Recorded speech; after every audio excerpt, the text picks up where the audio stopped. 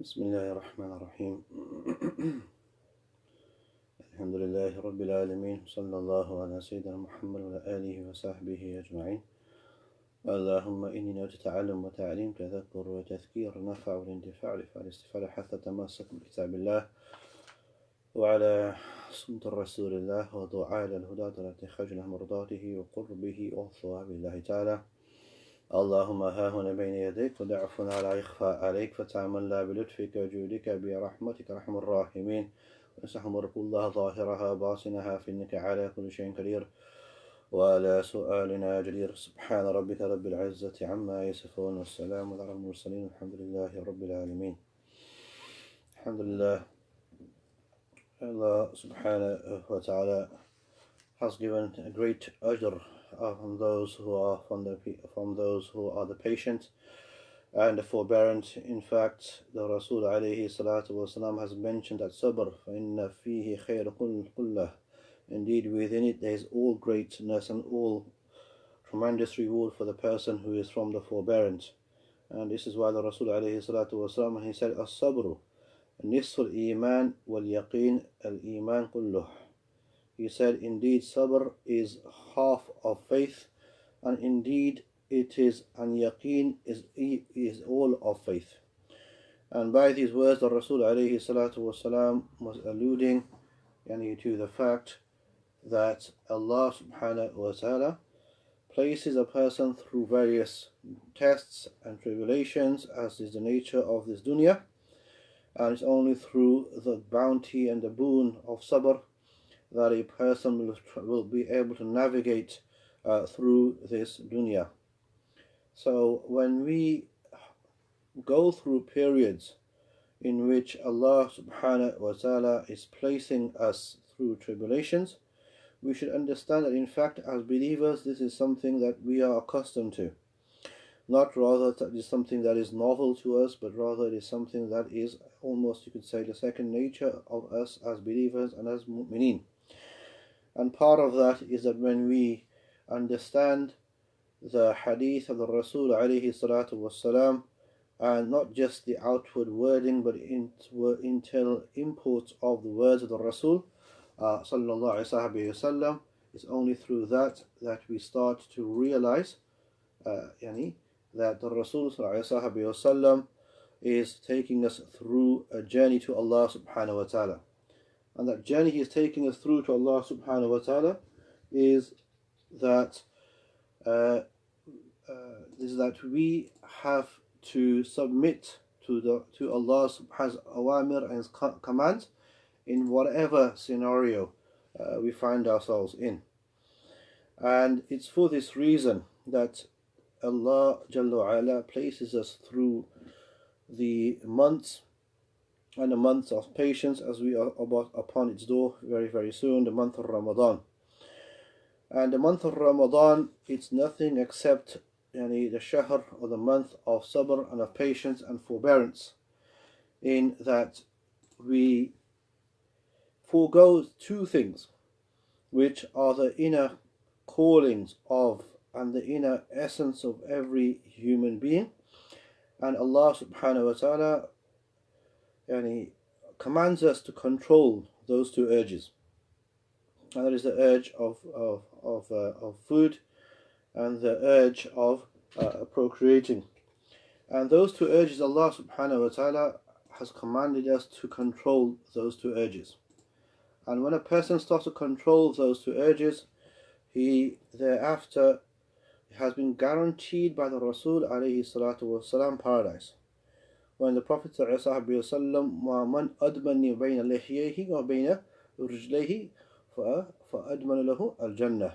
Whoever protects two things from me, I will guarantee that person paradise.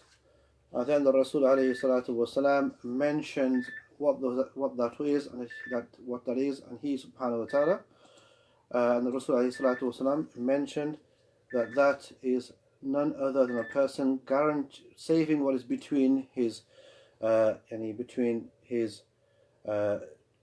jawbone, meaning his mouth, and also that which is between his two legs, meaning his most concealed private parts.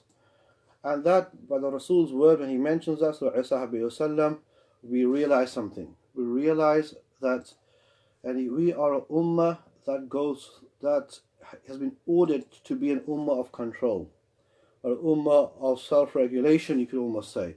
An ummah that Allah subhanahu wa ta'ala expects to be in control of their lower desires.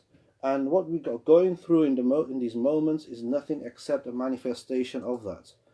And subhanAllah, a person only needs to think with some depth of what is occurring in this dunya, and he will be aware that we are going through what is alhamdulillah from the tests of Allah subhanahu wa ta'ala.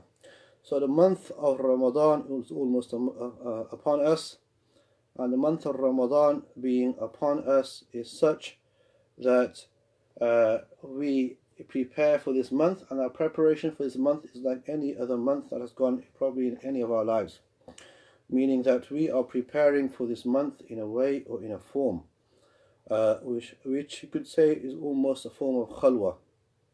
And khalwa, as we mentioned many a time before, many of our other alhamdulillah durus and majalis, is that khalwa is something that a person, he does khala, he empties himself, and then after is in the presence of Allah subhanahu wa ta'ala. And a person does not attain the station of bir until he expends of that which is most dearest and the closest to him. Allah said, you will not reach bir or piety unless you spend of that or expend of that which is the most beloved to you. So these times that we are going through, alhamdulillah, these are times for us to prepare for this coming month. And how can a person prepare for this coming month? As Imam Shafi'i rahimahullah ta'ala, when he said وَقْتُكَ السَّيْفِ إِن لَمْ تَقْطَعْ يُقْطَعُكَ. The time is like a sword, and if you don't cut with it, indeed it will cut to you. Meaning that how we prepare for the coming month of Ramadan is that we start to think about the day. We start to think about how our day is going to continue, and within that time of the day of how it's going to continue, we need to continue with the day such that we start to now organize our day. We organize our day of the times we will arise, the time we will set aside for ibadah, time we will set aside for our worldly work and obligations, the times that we will set aside for our recitation of the Book of Allah subhanahu wa ta'ala, the times we will set aside if necessary for rest. But this is how a person starts to benefit from their time. And Imam al-Ghazali rahimahullah ta'ala in Bidayat al-Hidayah, he mentions within this, which is, you could say, almost a synopsis of his great masterful work, Hulum ad-Din, the rejuvenation of religious sciences. A person can only benefit from his time once he starts to break up his time and to know exactly what is to be performed in each particular portion of his time. So alhamdulillah, that month is soon going to be upon us, and there's no better preparation for that month than to start organizing our time and start to place within each moment of our time of what we will perform. This is why when we will read the surah wal asr innal insana lafi khusr, by indeed Allah takes an oath by time, indeed mankind is at loss. And Imam Shafi'i, he mentioned about this surah, he said لو لم تنزل هذه السورة على هذه الأمة لكفت. If no other surah except this surah was revealed upon this ummah, it would be enough. Because indeed by time every single one of us is lost except for those who do good deeds and who are patient upon what befalls them.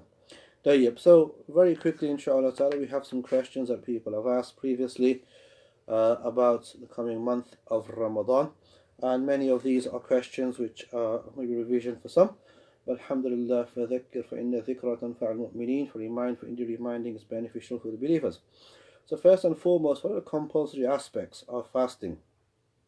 And then the compulsory aspects of fasting, first and foremost is niyyah or intention, and secondly is to abstain from the nullifiers of the fast. So those are the two arkan, you could say, the two compulsory elements of fasting. So intention. When we say intention, what does that mean? What is the meaning of that? Of that word? What is the meaning of intention? It means that a person has a resolve within their heart that they want to fast for Allah subhanahu wa ta'ala. And the correct time for an intention, according to the school of the great Imam al-A'zam, is that a person should intend fasting after the time of Maghrib of the day preceding, up until the time of the Duha, which is, you could say, mid-morning. You could say about 2 hours thereafter, approximately, 2.5 hours approximately, after the time of sunrise. This is the time that is necessary for the person to make an intention if he is fasting the compulsory fast of Ramadan. A person should try to make the intention that precedes each day. That is, it's not enough just to make the intention for the whole month. A person should try to make the intention that precedes each day, but also what they should do, perchance one day they forget, they should intend for the whole month in totality. And this is the school of the great Imam Dar al-Hijrah, Imam Malik rahimahullah. However, a person should do what? Should intend preceding each day. Thereafter, a person should abstain from the nullifiers of the fast. That is the second major rukn or fard of the fast. A person performs these two aspects, he is within the realm, and he is now considered to be a person that is fasting. Tayyib. Okay. So these are the compulsory elements of fasting. What things invalidate the fast? Let's look at those very quickly. Tayyib. So let's look at those that invalidate the fast. Tayyib. First and foremost is if a person has intimacy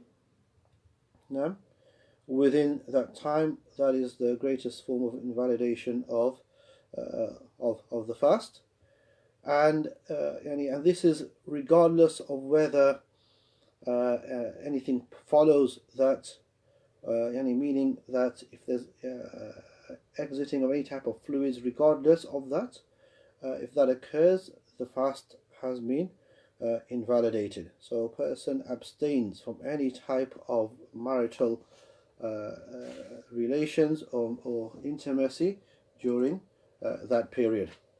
And then secondly, I need to eat or drink of anything that gives the body any type of nourishment. What do we mean by any type of nourishment? We mean by that, that even if it's as small as a sesame seed, even if it's as small as a sesame seed, that will also invalidate the fast. And there's a little bit of detail. The detail is as follows. If a person eats any type of food which is from outside the mouth, even something as small as a sesame seed will invalidate the fast. Will invalidate the fast. So a person, if he has something that is, let's say, stuck within his teeth the day before, for example, yes, the day before, and that small object or that small piece of food stays between his teeth, and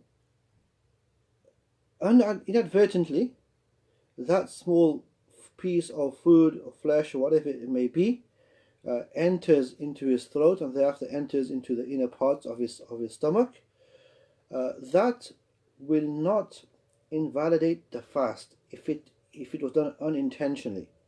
If it was done unintentionally, his fast is still valid, and also his alhamdulillah, his fast is still valid, and there's no reproach on him.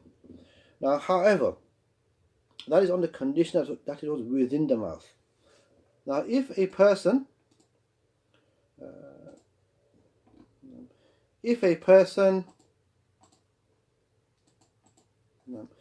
If a person thereafter takes something outside the mouth, it could be the same object, the same size. He takes it from outside of from something that's outside of his mouth, and thereafter places it within his mouth. In that scenario, the person's fast will be invalidated, and he will need to do not only any qada, which is re-performance, he also have to do kafara, which is atonement, and we'll speak more about that in due time, inshallah ta'ala. So that's the second part, eating or drinking. That would also invalidate the fast. And thirdly and finally, we have smoking intentionally. Smoking intentionally. Those three things I have mentioned, done with intent, will invalidate the fast and make binding upon the perpetrator qada, that is re-performance, and will make binding upon the perpetrator also kafara. Also kafara meaning atonement. I will speak more about that in a moment. And also the same goes for smoking intentionally. A person will also require to perform qada and kafara. What if a person does something out of forgetfulness? A person does something out of forgetfulness. A person who performs any of the previous actions I've mentioned previously, marital relations, eating or drinking or smoking, out of forgetfulness, the person's fast is still intact, and there is no need for qada nor for kafara. The person, as soon as he remembers, he ceases at that moment from continuation of that act of eating or drinking or marital relations or smoking, and his fast is still valid and is still intact to complete at the time of iftar. What if a person, not out of forgetfulness but out of a mistake, the person mistakenly breaks his fast? How? For example, a person goes to perform wudu. When he goes to performing wudu, he is aware that he's fasting. Allah and the faith has ordered for a person who's fasting not to yubaligh, not to go to not to be extreme, or not to be overperforming an act. So this person starts to gargle, and he shouldn't be gargling, he should only be rinsing his mouth in wudu. Mistakenly, out of that gargling, some water enters into his throat, and thereafter enters into the jawf, or into the inner parts of his stomach. What is the ruling at this point? The ruling at this point is that a person who mistakenly invalidates their fast, this person fast has been invalidated. What should this person do? This person, because it has done it mistakenly, this person, first and foremost, he should continue the rest of the day without eating. احتراما للوقت. He should continue the rest of the day not eating. Out of what? Out of any veneration, you could say. Out of veneration for this particular time of Ramadan, meaning. What if now this same person whose fast is now broken, also it is necessary for him to perform qada, which means he needs to make the fast up. It's not enough that even though it's a mistake that is made, nonetheless the fast still needs to be made up. You might say to me, or somebody might say, well, that might sound a bit unfair because the person done it mistakenly.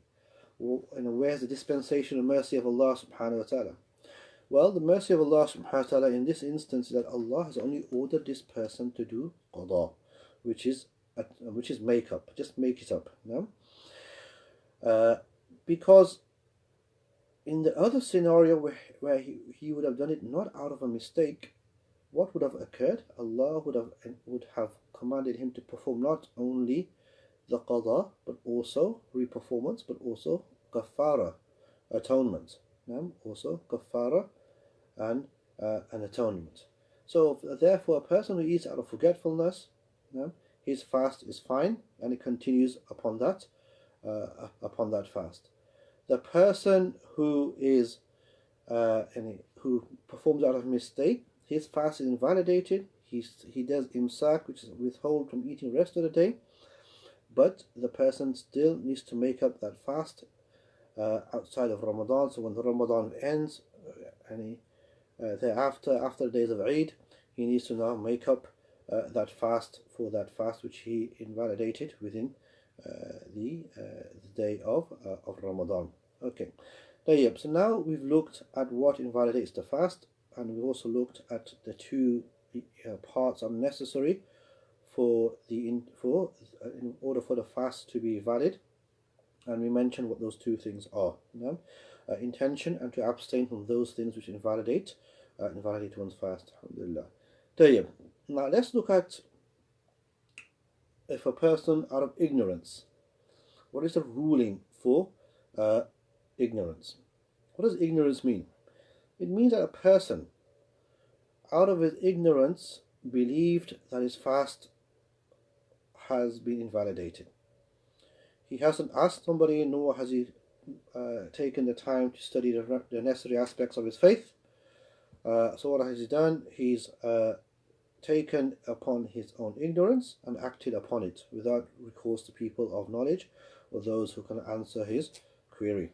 So an example of this, for example, a person eats out of forgetfulness. He fasts during the day, he forgets, he eats something, and then he thinks to himself, subhanallah, I've eaten something, and out of his ignorance, because out of forgetfulness, he seems to think that his fast is now broken or invalidated.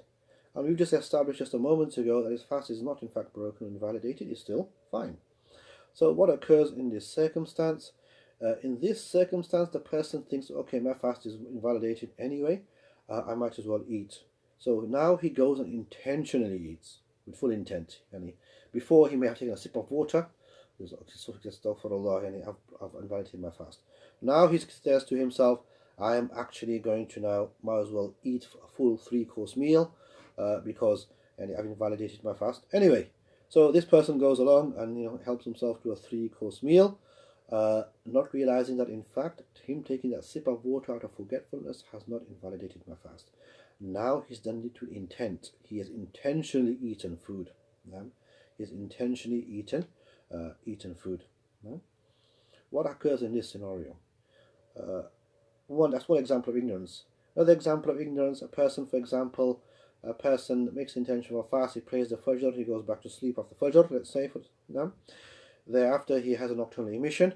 He awakens in the morning thinking that, I've had a nocturnal emission, this invalidates my fast, so therefore I'm now also going to eat. He goes and eats with intent. Okay. And the scenarios can be many. The scenarios can be many. What is this ruling for this? The ruling for this is the person first and foremost is going to be sinful for his ignorance. Ignorance is not an excuse in the court of Allah subhanahu wa ta'ala's sacred judgment. For if ignorance was an excuse, every person shall deem it as one on Yawm al-Qiyamah. So first of all, the person will be sinful due to his ignorance, and secondly, the person, out of Allah's mercy for the person, due to his ignorance, Allah subhanahu wa ta'ala will only deem it binding upon him, or its only qada is only binding upon him, not atonement, only qada. So these two scenarios are examples when a person out of forgetfulness he consumes something or does any of the 3 actions that violate the fast: smoking, marital relations, or eating or drinking. Secondly, it's out of ignorance. And now we continue. And if a person also, in the third scenario now, also connected to ignorance, but a little bit different from it, is when a person is a traveler. And many people misunderstand this mas'ala, or this topic, this question, this issue, that they believe that just because a person becomes a traveler, linguistically, how would you say a person is a traveller? A person is a traveller is traveling from Leicester to Birmingham, or Leicester to London, or wherever it may be. we assume the person automatically become a traveler. However, we don't judge a person becoming a traveler according to the normal parlance or usage of how a person considers themselves or another person to be a traveler. We consider it according to what the sacred law of Allah subhanahu wa ta'ala has said. So what does that mean? That means, for example, a person wakes up, does the suhoor, he makes intention for fasting, he fasts. He wakes up early the same day, he has work to travel to, maybe in another city. He travels to that city, which is more than 51 imperial miles, equivalent to 48 shari'i miles. He travels and he thinks to himself, I'm feeling a little bit tired now, I'm going to stop at the service station and have some food. He stops at the service station to have some food, so I'm a traveler and I'm going to break my fast and I feel tired. So he gets some food and he eats some food. This person has in fact not a shari'i traveler, according to the Hanafi school of law. He is in fact still not a traveler. Why? Because a person can only break their fast, that is, that they are a traveler before the time of the fasting actually starts, meaning true dawn.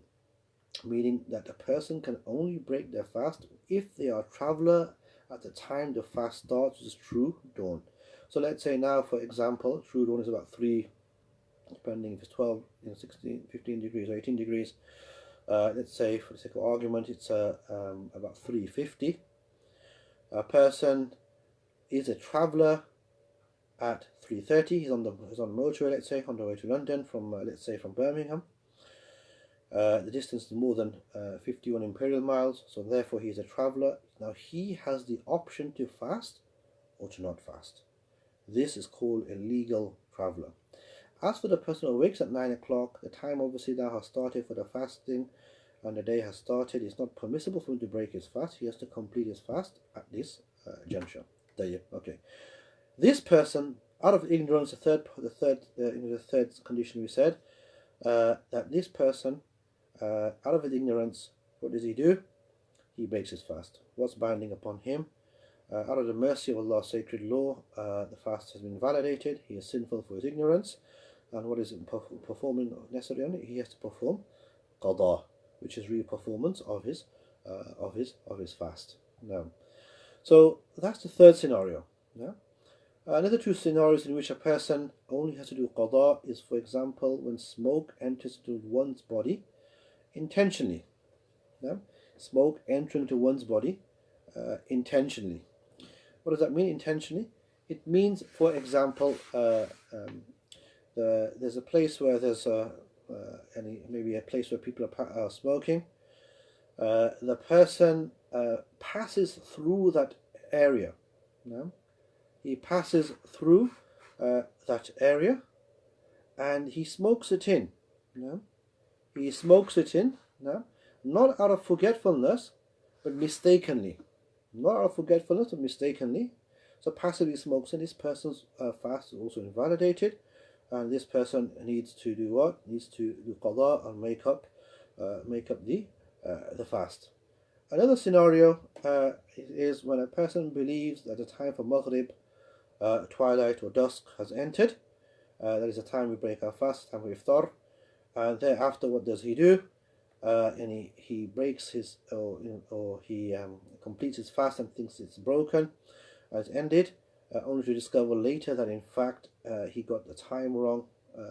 Therefore, the fast has been broken early, and he had ate food with intent. So this person also, because of Allah's sacred law and the fact that he's mistaken, this person only has to perform qada, that is re-performance, and not perform kafara. Okay, what is kafara? Inshallah, we will take that in our next class, but very, very quickly, kafara is atonement, meaning that a person has, you could say, in any violated the maharim, the prohibitions of Allah subhanahu wa ta'ala. He has entered into a realm which Allah subhanahu wa ta'ala has prohibited, in the most sacred of months, the month of Ramadan. Now, therefore, in order to repair this, there is an atonement, there is a reparation. And the first and foremost of that is for a person to fast for 2 consecutive months, now, which are not interrupted by days of Eid or the days of Tashriq. Now, so if a single day is missed, the person is to restart the fast again for 2 consecutive months. For a lady who goes through the menstruation, she would stop during her menstruation, and then she would continue immediately after her menstruation comes to an end. Now, so that's the first atonement. A first person to fast for 2 consecutive months. If that is not possible, and by possibility we don't mean that fact that it's extremely difficult. We mean that a person's health will be damaged, or his recuperation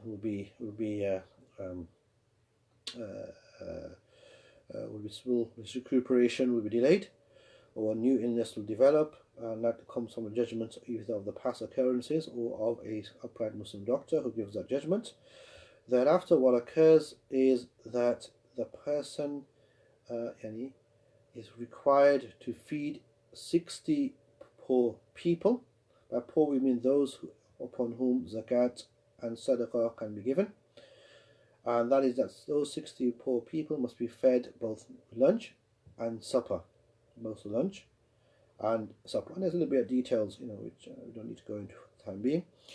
So that's basically for every fast that is missed, 120 meals.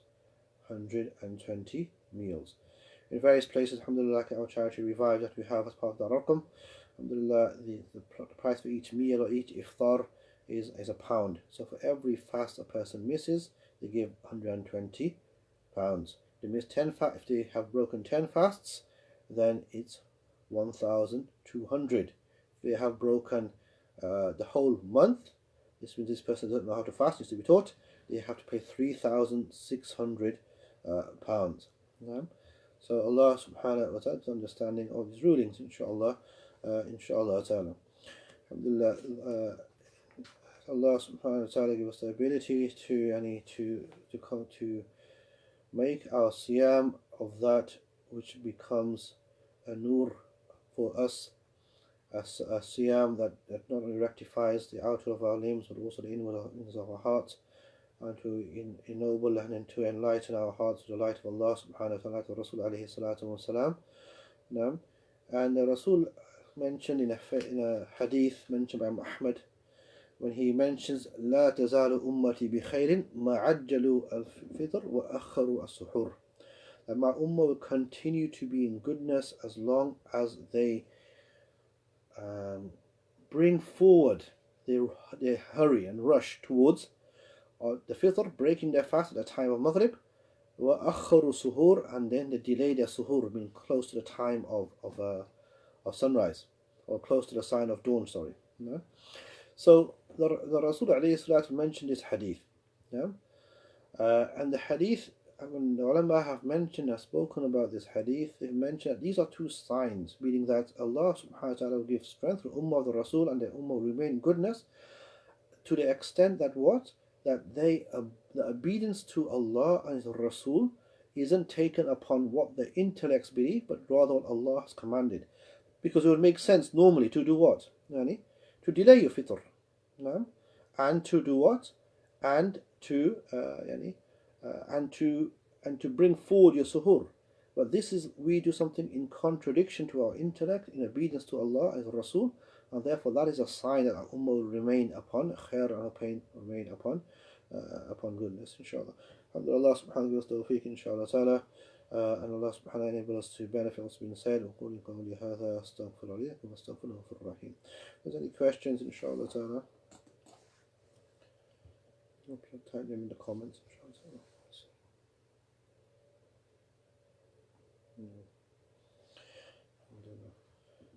طيب إن شاء الله الحمد لله.